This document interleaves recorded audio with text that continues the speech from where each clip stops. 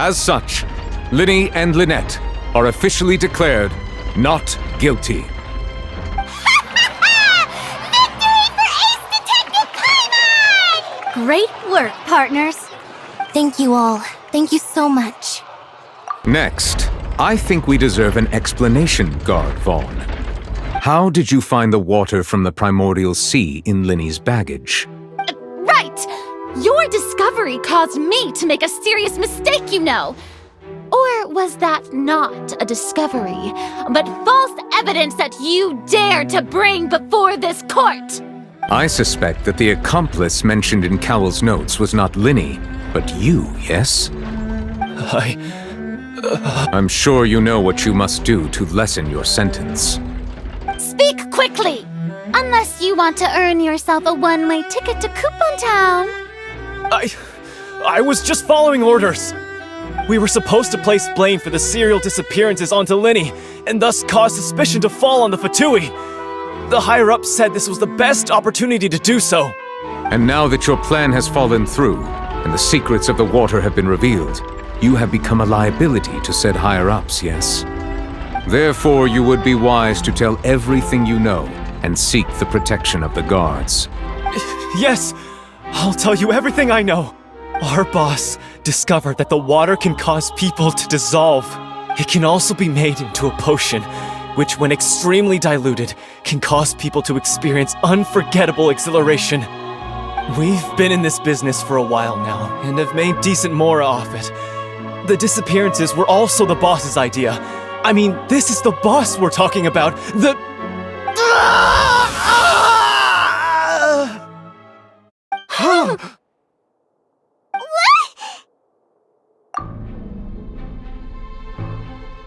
And now he can no longer talk. Such ruthlessness. I shouldn't have expected any less of them. An outrageous act. All present, please submit to inspection immediately.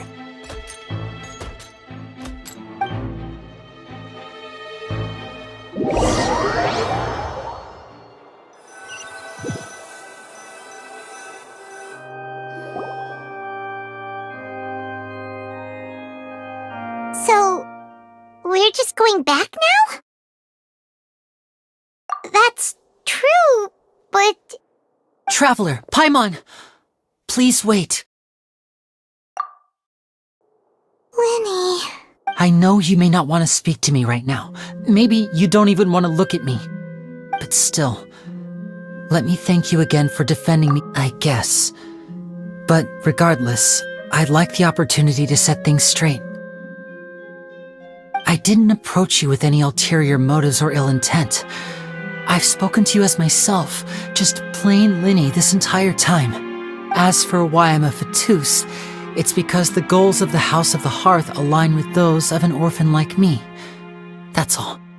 That was how Father, who you might know as the Knave, approached recruiting us back then too. The Knave? The one who controls the House of the Hearth? She's your father? That's right. And since we're here, I was wondering, would you mind hearing a story? It's about my past. Back when our parents first died, Lynette and I were left wandering the streets. To survive, I took to surreptitiously observing an older street performer who did magic. It took me several days to figure out how he pulled off his amazing tricks. I took my sister through several streets until we found a crowded corner, and we began to perform magic tricks there. To my surprise, we proved to be pretty popular, and we could at least stop worrying about where our next meal would come from for a time. But I didn't want my sister to remain a street rat together with me forever. Before long, an aristocrat came to me and claimed that he wished to take us in after watching my performances. So you went from orphans to nobility just like that? That was how we felt at first too. As if fate was on our side and we could say goodbye to those painful days.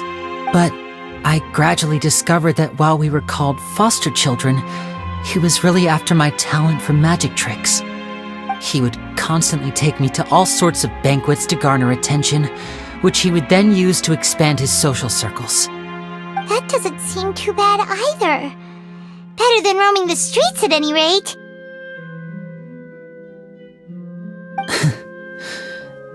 took a while for me to realize just how dark his heart really was.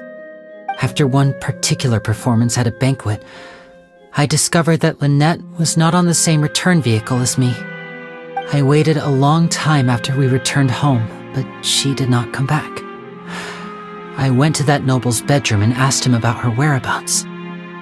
The answer he gave me was, she caught the eye of the most eminent person at the banquet, so I sent her over as a gift. I mean, you'll be able to perform your magic regardless of who your assistant is, yes? Oh no. So he was gonna... But wouldn't Fontaine's laws deal with such people? As far as outsiders are concerned, this is a relationship akin to adoption or foster care, and they have their ways of escaping the eye of the law. I managed to ferret out the location of the mansion of that so-called eminent person and hurried through the night. But by the time I leaped over the walls, avoided the guards, and made my way in, all I saw was the moonlit ground covered in blood, and the knave standing there in the darkness. So, she'd already taken care of that guy. That's right. She had rescued my sister before she could come to any harm. The knave, might have seen something in me, and so she made me an offer. The House of the Hearth welcomes you, for your interests align with ours. Here, none will ever betray you. Indeed, betrayal shall never be permitted here. I was hesitant to trust her, but she was also quick to destroy the noble who had taken us in at first, giving... Oh, so that's how... She has gained permission from the Tsaritsa to first... So... That's right. Today's case has all of us house members. To us orphans... So, from small... It's all right. I just hope you can understand. If you should need anything at all...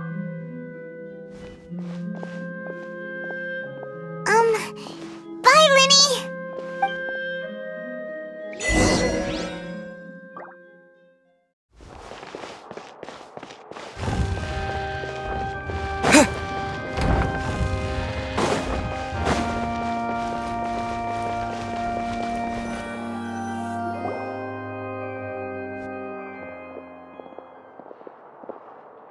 Hey there! What was with the disappearing act you pulled right as the trial ended? Were you looking for us, Navia? Well, this whole thing isn't exactly over, is it? I do feel that we're getting closer to solving the serial disappearances case, though. Don't you think so, too? Huh? What's wrong, my dear partner? Besides, are you sure we're the ones who can crack a case that's been cold for decades now? And given that there's new evidence from the trial, there should be a trail of breadcrumbs for the Hydro Archon's people to follow now. Ah, I see. Well, I won't lie. I'm a little shocked to hear that from you. But I suppose you are just travelers who have only arrived in Fontaine after all. Sorry, I might have been too presumptuous. Don't say that, Navia. Ah, and we were having so much fun investigating with you, too. It was like having new waters flowing into a stagnant mire, causing new hope to spring forth, and the sorry about that. I'm a bit prone to nostalgia. Wait, shall we have a farewell meal? You know. Huh? Do we really need to get that formal? Well, guess you really did treat us as partners, huh? Well, I'd just like to have a proper ending to every important memory. That way there are no regrets later. Anyway, it would just be a meal, so it shouldn't take up too much of your time. You don't have to twist my... Oh, wonderful. All right, then.